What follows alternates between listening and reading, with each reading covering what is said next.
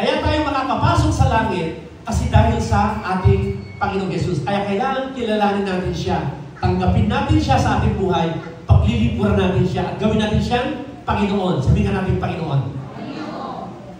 May umatin kanina doon sa atin sa GMA. Pinagdidiinan mo siya na kilalanin mo ang Panginoon. Dati siyang negosyante. Kilala siya. Bawat mall yata, meron siyang yung nagre-repair ng cellphone, laptop. Medyo big time siya. Kaya lang, napasok ang droga sa buhay niya, bumagsak ang kanyang negosyo. Pati yung bahay niya, pati pamilya niya, naiwanan, nakulong. Ngayon, sabi ko sa kanya, ang hamon ko sa kanya, walang nawala sa iyo na hindi ibabalik ng Diyos kung magbalik loob ka ng totoo sa Panginoon.